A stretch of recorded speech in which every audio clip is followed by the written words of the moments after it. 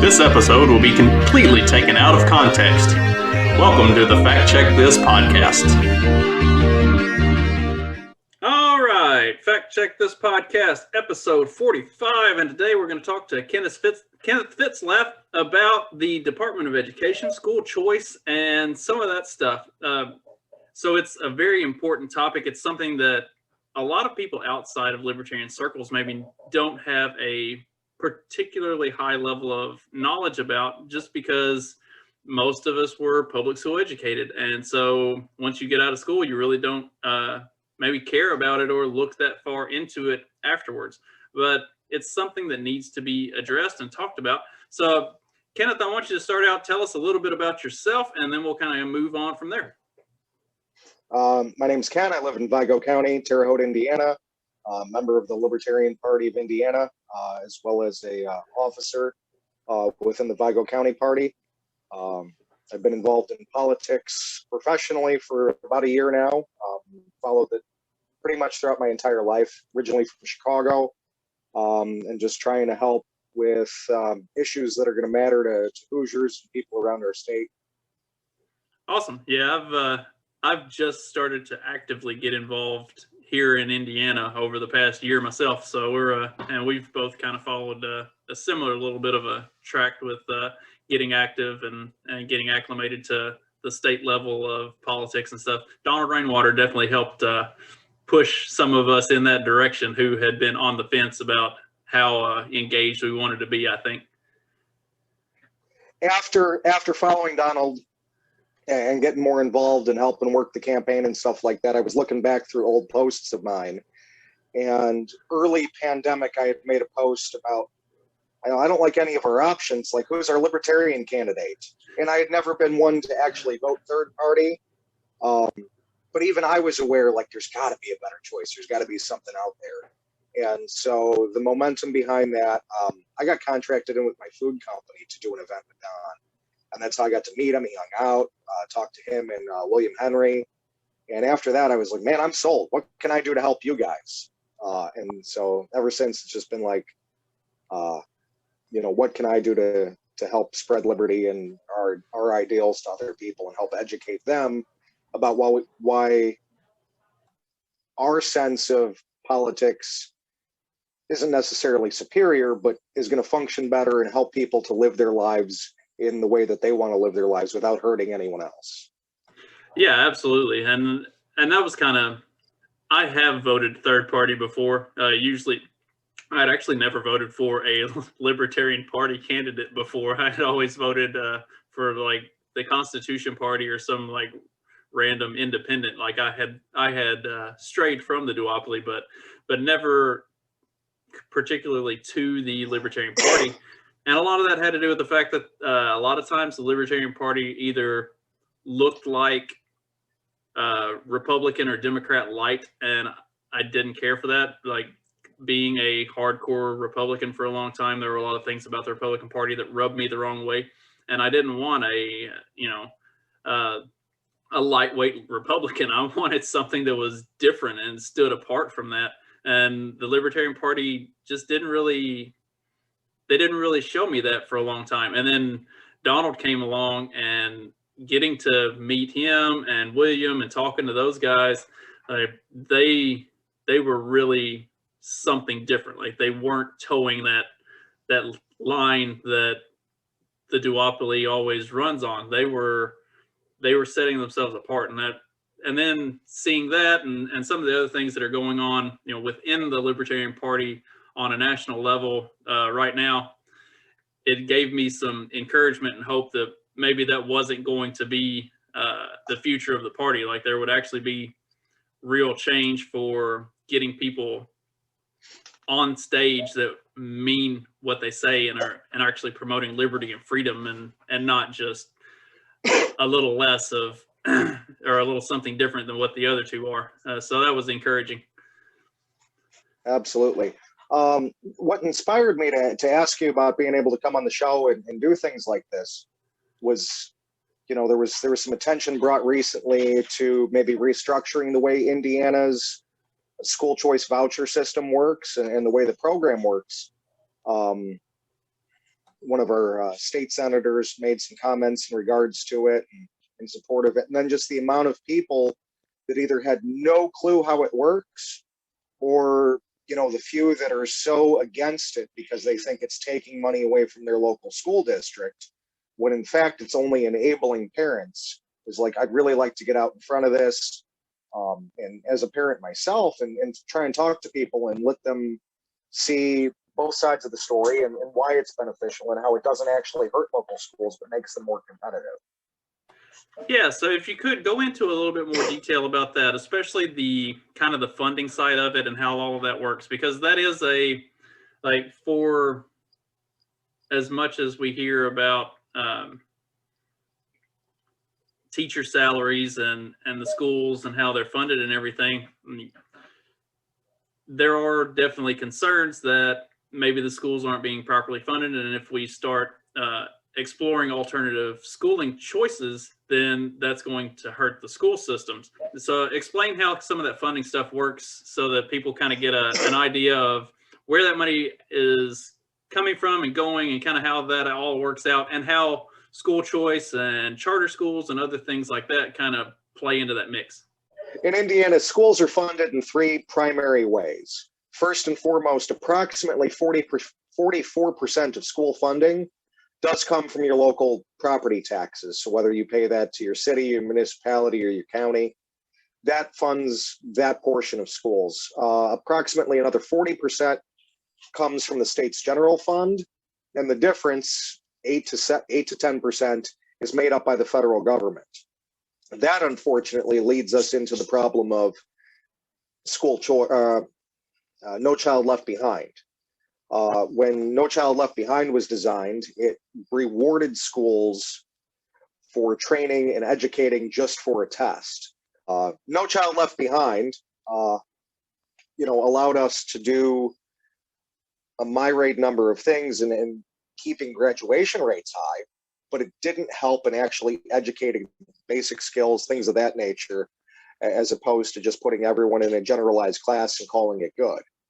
When we look at being able to do things like school choice, which Indiana does have a program, it's not perfect, but when we look at being able to do that, we look at school choice in Indiana covers 6 different types of schools. You have your traditional public schools, public charter schools, magnet schools, private schools, online academies, homeschooling, and learning pods.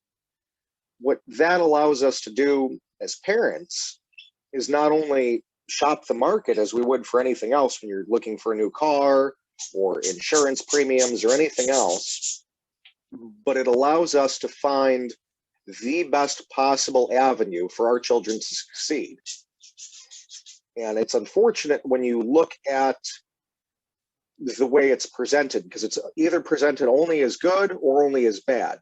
And if it's presented as good, it's only, so oftentimes it only goes down the road of, well, I already pay a ton in taxes. I'm, Christian conservative, or, I have this great private school near me and I want to send my kids there, and I'm already paying a butt ton in taxes. And now I'm forced to pay the full tuition.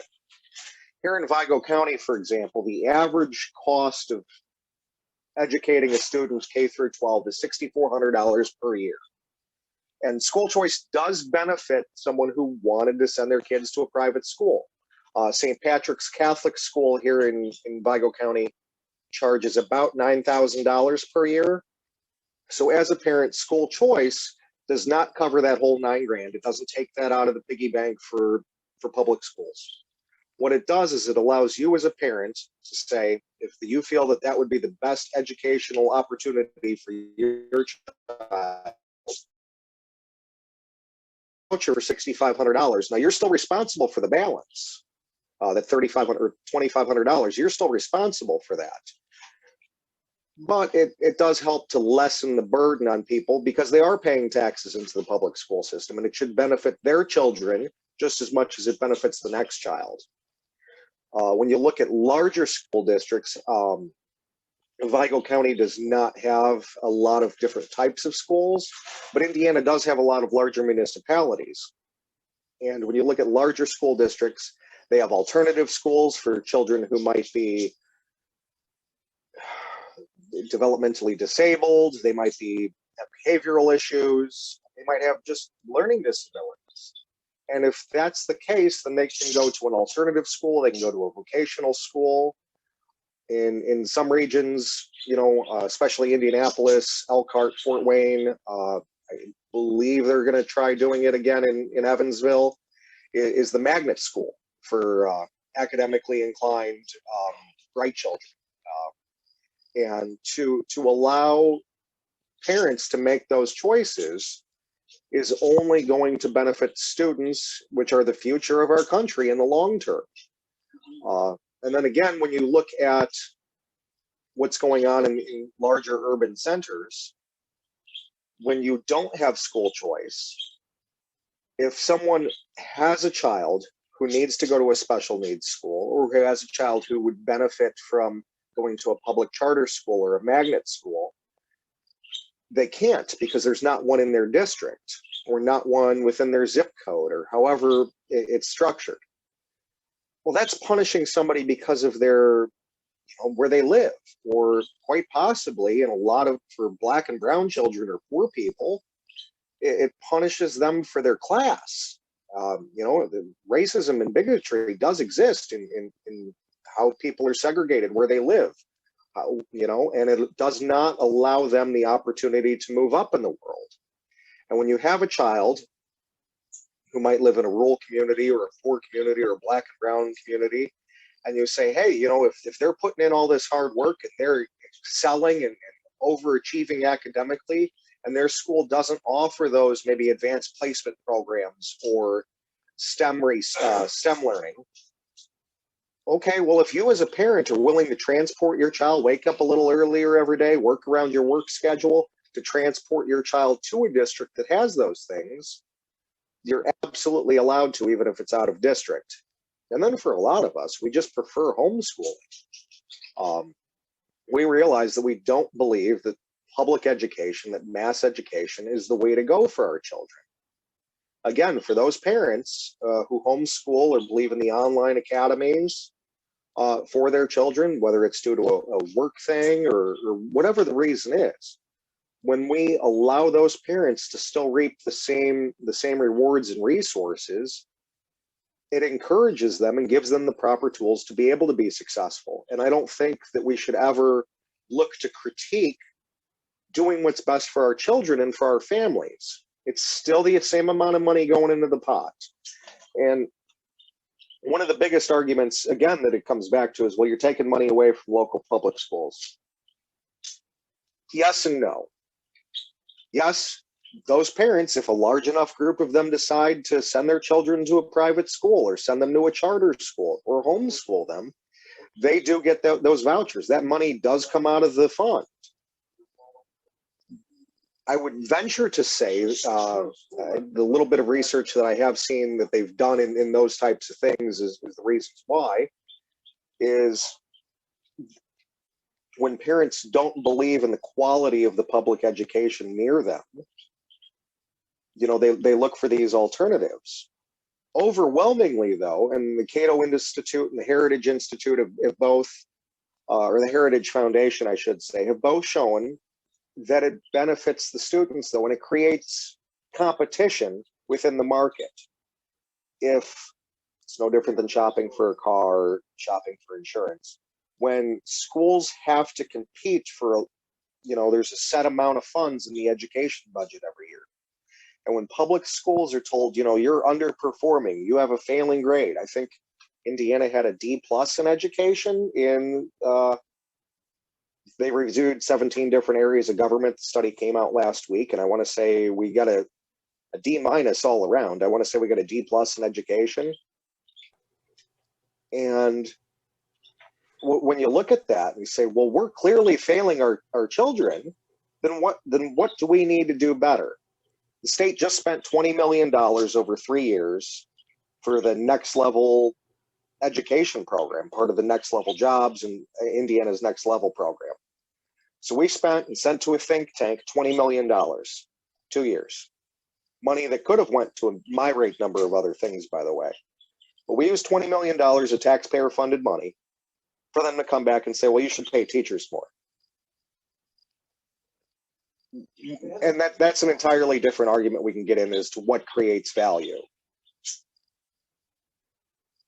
But if a school is unwilling to focus primarily on their whole reason for existence, which is improving and enriching the minds and education of our youth, then they shouldn't continue to receive the benefits of our money.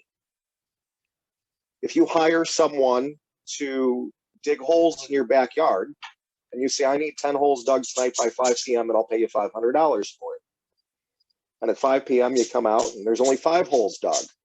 Do you feel that they deserve that $500?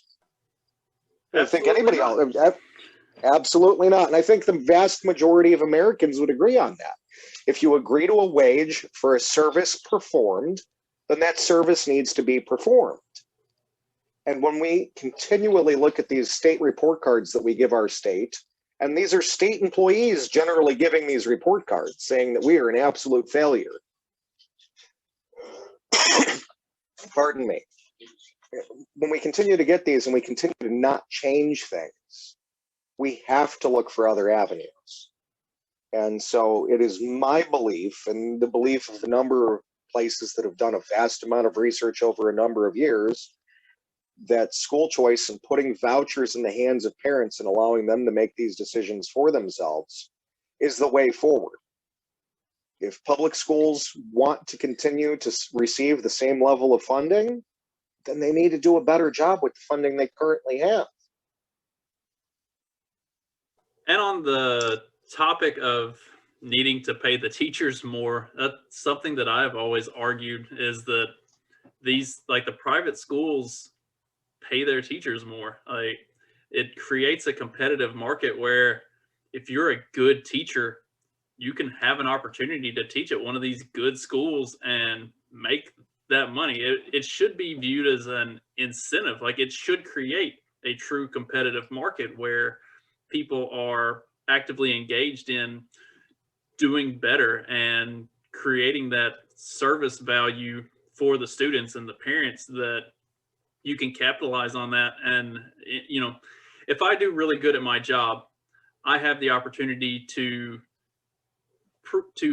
prove that, and then to turn that into more money, you know, opportunities for raises, promotions, you know, stuff like that. The teachers should have the same opportunity. And if there's competition within the system, then that opportunity is going to present itself. But when it's just the school system is whatever the state has deemed it to be, and the teachers union gives them whatever they determine is sufficient, then you have no incentive to do better. Like, you're just gonna do what you have to do to make sure that you're getting the score that you need so that you can keep your job. Absolutely. And I don't want it to seem, I have friends that are educators, and I don't want it to seem as I'm coming across as trying to say, well, you know, you don't deserve your job, you should get a pay cut and this and that. I don't think that it's so much the teachers, although I am not one doing the research, you know, doing these studies and doing the research, but I wouldn't so much lay the blame at the feet of the teachers so much as the bureaucracy and the administration level. The Absolutely. State Board of Education. I say absolutely. And that's something that I hit on regularly, because like, I have a lot of very good friends who are teachers, and I know every one of them is an excellent teacher, and they work hard and they do their very best to do the best they can for those kids. My mom was a teacher since I was in 5th grade. She started teaching, and she poured her heart and soul into those kids every year. Like, it's not always the teachers. There are, you know, with every profession, there are, you know, a bad apple in the bunch here and there, but for the most part, the teachers sincerely want to do good and try hard. It is the bureaucracy. It's the whole, everything about the Department of Education and the state's involvement in it that kind of corrupts the thing from the top down. No, absolutely. And, you know, the State Board of Education, this was shared to me from Professor Dawn Woosley, who's a professor here in the state of Indiana, and she told me for the last 5 years, the State Board of Education, in their yearly meetings, comes up with a list of 4 or 5 major goals that they want to achieve in trying to create better public schools in the state of Indiana. 5 years in a row, the exact same minutes, meeting list, organizational structure, their plan has been the same. They haven't been able to add anything new to it because they haven't achieved any of their goals. We pay the top educator in the state of Indiana $1.25 million per year. This education office out of Indianapolis, I want to say there's something close to $10.5 million that goes just into their administrative budget. And we have had the same line items, same goals for 5 years in a row, and not one of them has been achieved.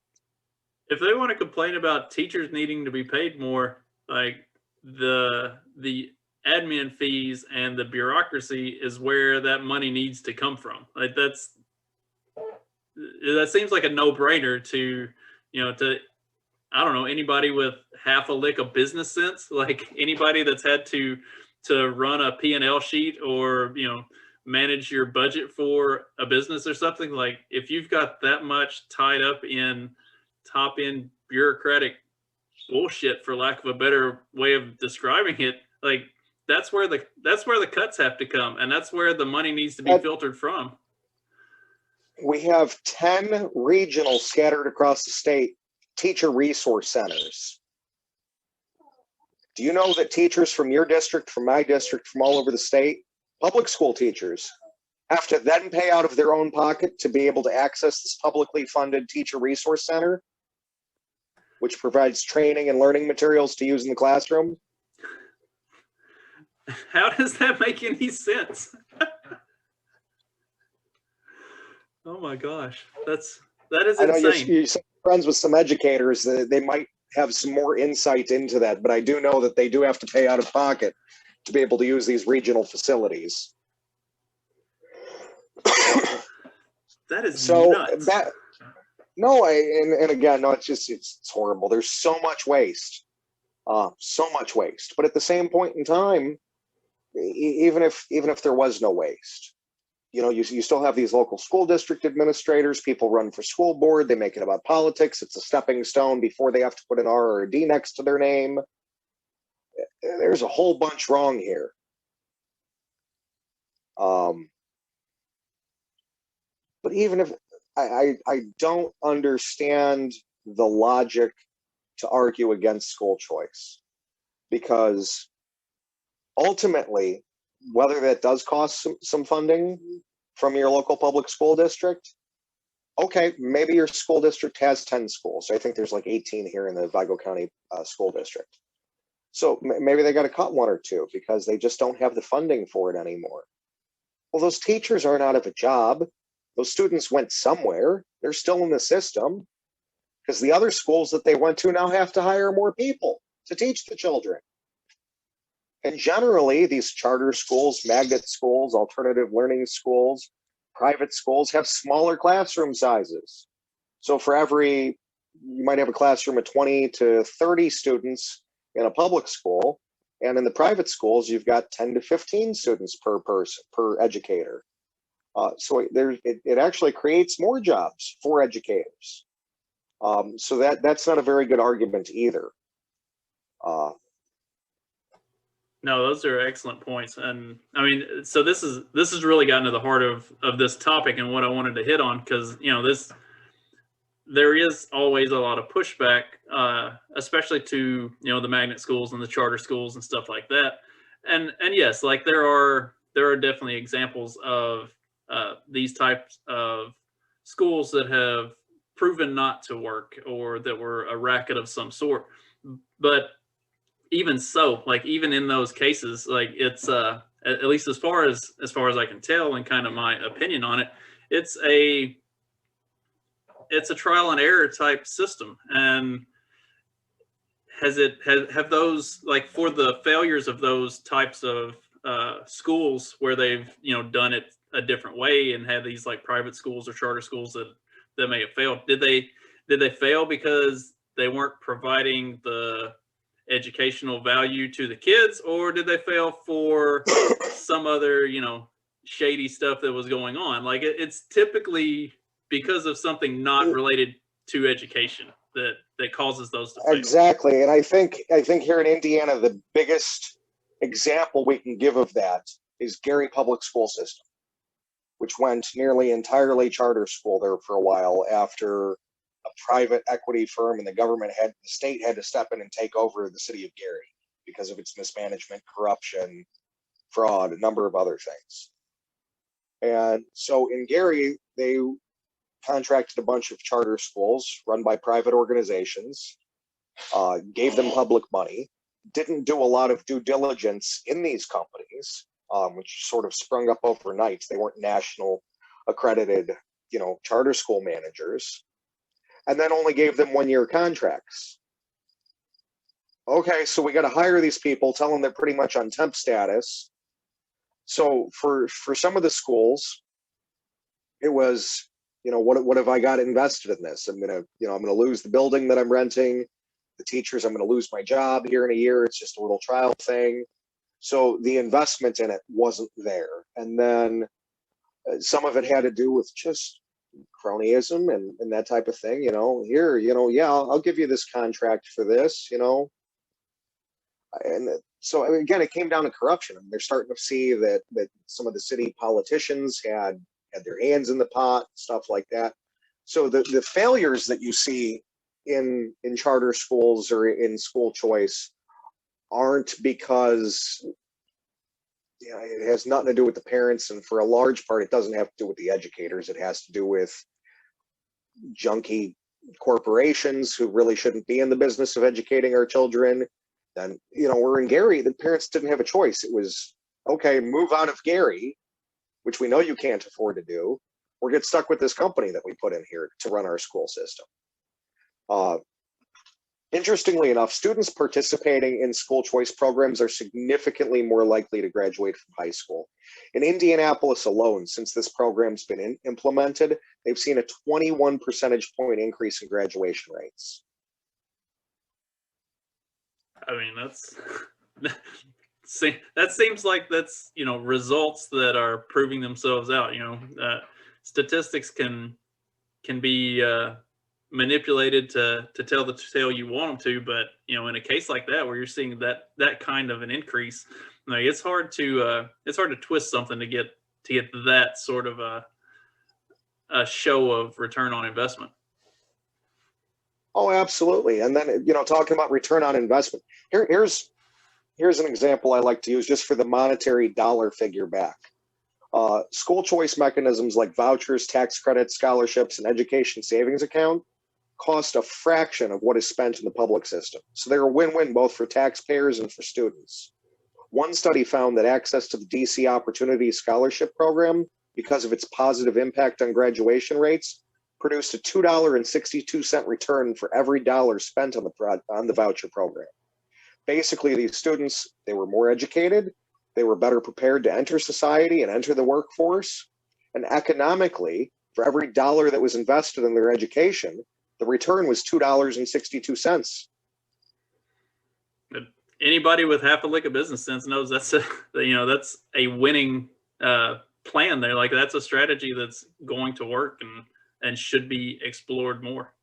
Well, you got anything else you wanted to talk about with all that? 'Cause, I mean, that's a lot of content, and it's a lot of really good stuff that'll, like, I feel like this is stuff that most people don't know enough about or really understand the nuts and bolts of how it works, and having it kind of laid out like that, it helps to simplify it and make it relatable, so people, like, have an understanding of where the money's going and how the whole system kind of works, and can see that it's, you know, it's not this evil thing that you might be led to believe by taking kids out of a public school system. Like, it's not the end of the world. It's promoting competition, and in reality, that should make the system better. I have one thing that I want to touch on, and let me preface this first with why I think it's important. In today's society, I think we can all agree that America, in one form or another, has been prejudiced against one group of minorities or another for its entire history. Whether it was natives, whether it was black people, whether it was brown people, whether it was Asian Americans, the Irish for a period of time. We have spent so much of our time creating classism and racism and so many other things. And I think that empowering our youth, giving them the best opportunity to be able to succeed, teaching them as much as we possibly can. Now, every student is unique. I don't think there's a one size fits all. I think, in my own opinion, I think No Child Left Behind was a horrible, horrible decision because it thought that there was a one size fits all solution to the problem. But one thing I want to quote here real quick is, not only does school choice increase academic achievement, but it has been shown to drastically reduce causes of racial and economic segregation. The National Bureau of Economic Research completed a study which found that among children of low socioeconomic statuses, the ability to participate in school choice programs ultimately increased secondary school completion rates by 15 to 20%. Additionally, school choice just naturally turns segregated schools into less segregated schools because students have the opportunity to attend schools outside of their neighborhoods. Yeah, that's so something that I saw in Mississippi when I lived down there was a lot of the actual good schools were the private schools. The public schools were generally not very good, and so like it and the private schools gave scholarships to kids. Like, it wasn't this super exclusive club. Yes, there were kids that didn't have the opportunity to go to the private schools, but it wasn't for a lack of interest. It was more that the public schools were kind of propped up and kept going, where some of these kids didn't have a choice. Whereas if those institutions were removed, and say that public funding got reinvested into the parents to be able to send those kids, or was reinvested into the kid themselves to go to those private schools, it could have made all the world of difference. It could have gotten kids opportunities that they otherwise didn't have because of the way the public school system was construed. Like, if you lived in the wrong part of town, you were just screwed, and there was no getting around it. And that's having school choice and the ability to move around and make a decision, like your parents to be able to make a decision to get you out of a terrible situation. Perhaps, I mean, it can make a world of difference. And the public school system, because of the bureaucracy of it and the way, the state just tends to mismanage everything that they touch, it runs it into the ground, and it stymies the ability to have any flexibility or choice or opportunity. And the less opportunities you have, the less likely you are to be able to change your lot in life. No, absolutely. I mean, go to Indianapolis, and you don't even have to say, well, look at Fishers versus, like 38th and Girl Scout Road, and just look at the building of what a public school building is. Just go to Indianapolis, go to a nice neighborhood, drive past a public school, and then go to 38th and Post Road. Go over to Lawrence area or the Lower East Side, and look at the school buildings. Tell me the ones in the nicer neighborhoods don't have nicer schools. Now, those are in the same district. Why is that? Why do the ones in the richer neighborhoods have better looking buildings? Let's pretend that just, that neighborhood was I don't care what your excuse is. Go ahead and then enroll your students in one of those schools. Get a tour, do something. Go look at the textbooks. Go look at the school books. Go look at the library, the computers. I guarantee you, I'll cut off both my thumbs. Make a thumb sandwich here. We'll go ahead and cut them up. We'll saute them in butter. But I'm telling you what, go look at their textbooks, their computer labs, their math and science labs, and I guarantee you that the ones over on 38th and Post Road aren't as nice as the ones in a nice neighborhood. Now they're in the same district. So we're not still shaming and racially segregating and economically and socioeconomically segregating people. We are not keeping people from achieving greatness. There's a problem with that, and that's a fundamental problem. Oh yeah, it's okay if the government does it. It's there. That's just part of the system. That's how it works, and we don't understand how it works, so they can get away with it. I don't think there's a parent out there, whether it doesn't matter whether you have a D or an R, or if you're a Green Party member or Libertarian. It doesn't matter. There's not a parent out there who loves their child who doesn't want the very next child to have the very best things. Well, if that's what we truly want, then we need to all jump on board, do some research on this, do our own due diligence, look at other studies that have been done, and see how this really benefits our children. And, you know, the other night I sat there and got into a social media argument for an hour with one of our person didn't know who I was, and at the time, until I did a little more digging, I didn't know who they were. They're a school administrator for Vigo County School District, crying, "My funds, my money, you're going to hurt our children." No, your paycheck might suffer because you're doing a bad job, but my child's going to receive a better education and be better off. And ultimately, that's what education is for. So long as government is involved in taking taxes from us and having schools and having school standards, and this isn't the 1800s anymore, so long as government wants to have a say in how our children are educated, then every child deserves our very best. Absolutely, and that is 100% right. It shouldn't matter what the administrator's check looks like. It should matter that the kid is getting the education that they need at the end of the day. Absolutely. Thank you so much for having me on your show this evening. Well, Kenneth, thanks for coming on. I really appreciate it. It was excellent content, excellent information.